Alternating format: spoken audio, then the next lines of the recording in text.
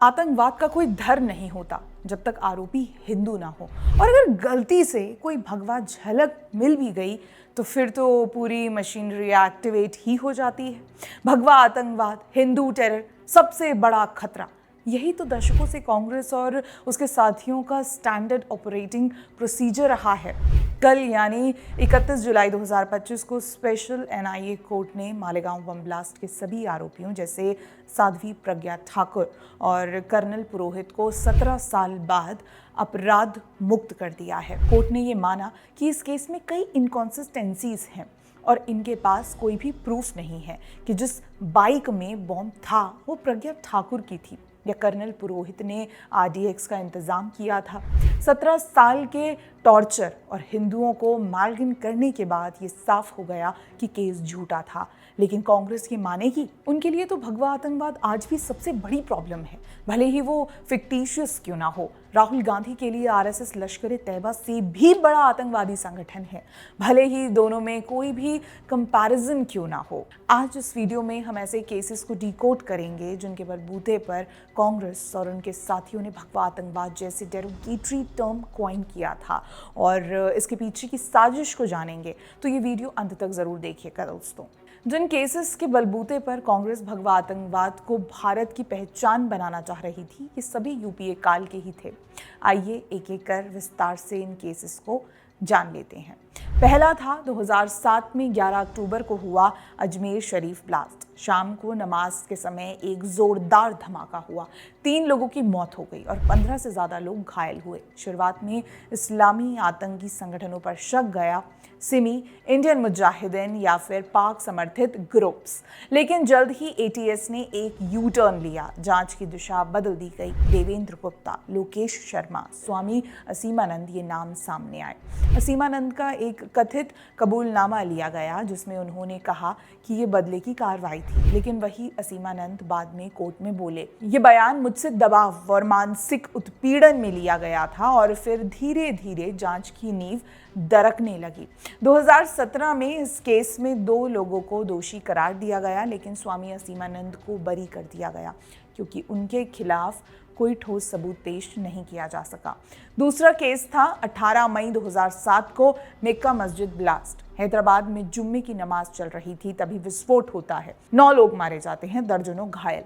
जांच एजेंसियों को शुरू में शक पाकिस्तान के आतंकी नेटवर्क पर था क्योंकि उसी शाम पुलिस पर भी फायरिंग हुई थी जिसमें और लोग मारे गए। लेकिन कुछ ही महीनों में एनआईए ने दिशा पलटी। फिर वही नाम असीमानंद, देवेंद्र गुप्ता और अन्य कथित कबूलनामे फिर मीडिया में लीक हुए। मीडिया ट्रायल शुरू हो चुका था। एनडीटीवी, टाइम्स नाउ और अंग्रेजी अखबारों में यही headline, India's new face of terror saffron. लेकिन 2018 में एनआईए कोर्ट ने सभी आरोपियों को बाइज्जत बरी कर दिया। कोर्ट के शब्दों में, there was not enough evidence to support the prosecution's theory. किसी ने ये सवाल नहीं उठाया कि बिना सबूत इतने वर्षों तक केस कैसे चला। तीसरा बड़ा केस था फरवरी 2007 में हुआ समझौता एक्सप्रेस ब्लास्ट। भारत पाकिस्तान के खोखली दोस्ती के प्रतीक ये ट्रेन दिल्ली से लाहौर चलती थी। हर डिब्बे में पाकिस्तानी मुसाफिर थे। रात 11 बजे के आसपास 2 धमाके हुए, 68 लोगों की जान चली गई जिसमें ज़्यादातर पाकिस्तानी नागरिक थे। पहले सभी ने माना ये पाक समर्थित आतंकियों का हमला है। आखिरकार हमले में इस्तेमाल की गई तकनीक और टाइमिंग आईएसआई और लश्कर की स्टाइल में मेल खा रही थी, लेकिन बाद में वही पैटर्न दोहराया गया, जांच को मोड़ा गया। असीमानंद और उनके साथियों पर आरोप लगाया गया।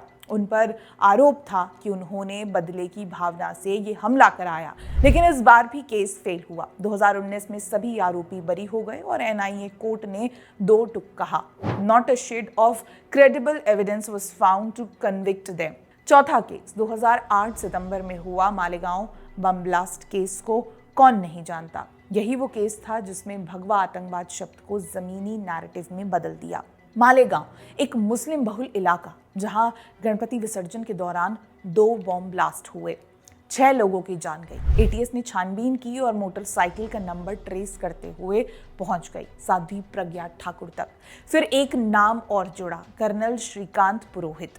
दोनों को गिरफ्तार किया गया। कहानी बनी। आरएसएस से जुड़े लोग, सेना के भीतर बैठे भगवा कट्टरपंथी देश को भीतर से तोड़ रहे हैं।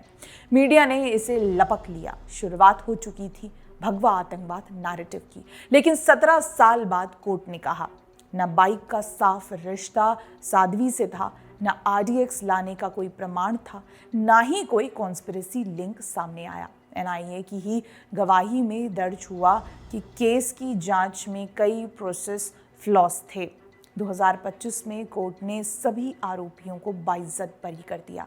इन सभी केसेस के द्वारा कांग्रेस ने बार बार ये बात गढ़ने की कोशिश की है, आतंकवाद का एक ही रंग, वो है भगवा। क्यों? एक ही सिंपल बात दिमाग में आती है, इतने सालों बार बार ब्लास्ट हुए, आतंकवादी हमले हुए, ब्लेम थोड़ा शिफ्ट तो करना पड़ेगा ना अपना वोट बैंक बचाने के लिए। 26/11 हमले में भी इन्होंने यही किया। अगर तुकाराम ओमले अपना बलिदान देकर कसाब को जिंदा नहीं पकड़ते तो पाकिस्तान के साथ कांग्रेस का भगवा आतंकवाद का झूठा नैरेटिव पूरी दुनिया में सच्चा साबित हो जाता। कैसे? जब कसाब और उसके साथ ही मुंबई की सड़कों पर AK-47 से लोगों को मार रहे थे, तब पाकिस्तान का ISI सबूतों के कटघरे में खड़ा था। उसी समय कांग्रेस के सीनियर नेता दिग्विजय सिंह एक किताब के विमोचन पर जाते हैं, 26/11 आरएसएस की साजिश, एजाज बुरने द्वारा लिखित। ये किताब दावा करती है कि 26/11 हमले में भी संघ परिवार का हाथ हो सकता है। दिग्विजय सिंह ने उस मंच से कहा, हमें डोमेस्टिक एंगल्स भी देखने चाहिए, सिर्फ पाकिस्तान पर आरोप नहीं लगाना चाहिए। सोचिए, जब पूरा देश सदमे में था तब कांग्रेस हिंदू संगठनों को कसाब के बराबर खड़ा कर रही थी। इतना ही नहीं, कांग्रेस ने भगवा आतंकवाद ये टर्म आधिकारिक रूप से भी इस्तेमाल किया। पी चिदम्बरम जो गृह मंत्री रह चुके थे, उन्होंने 2010 में स्टेट पुलिस चीफ्स की एक मीटिंग में ये साफ कर दिया था वो भारतीयों को भगवा आतंकवाद यानी सैफरन टेरर के नाम से वाकिफ करना चाहते हैं। जितना हो सके उतना इसे एम्पलीफाई किया जाए। इतना ही नहीं, RVS मनी जो होम मिनिस्ट्री में अफसर रह चुके थे, उन्होंने 2018 में एक किताब लिखी थी, Hindu terror, inside account of ministry of home affairs, जिसमें यह साफ लिखा था कि यूपीए सरकार ने होम मिनिस्ट्री ऑफिशियल्स को हिंदू टेरर का नैरेटिव मैन्युफैक्चर करने के लिए फोर्स किया था। चिदम्बरम, दिग्गी राजा के साथ ही सुशील कुमार शिंदे ने भी जोर शोर से इस नैरेटिव को एम्पलीफाई किया था। 2013 में उन्होंने एक इंटरनेशनल मंच पर कहा, आरएसएस और बीजेपी आतंकवादी ट्रेनिंग कैंप चलाते हैं, यानी पाकिस्तान से बातचीत करने वाले मंच पर भारत के गृह मंत्री ने अपने ही देश के संगठनों को आतंकवादी कहा। भगवा आतंकवाद एक केस नहीं था, ये एक राजनीतिक परियोजना थी। इसका मकसद था मेजॉरिटी को ग्लोबली शेम करना, इस्लामिस्ट आतंकवाद के बराबर एक फैब्रिकेटेड हिंदू आतंकी छवि बनाना और विरोधी विचारधारा को आतंक से जोड़ना। आज कोर्ट ने सब कह दिया, no guilty, no evidence, no conspiracy. लेकिन कांग्रेस ने कभी अफसोस नहीं जताया, क्योंकि उनके लिए नैरेटिव की हार सच की जीत से बड़ी थी। जताएगी भी क्यों? वोट बैंक और उनके मालिक जो नाराज हो जाएंगे। आखिरी बात यही है, terrorism has no religion unless you are a Hindu.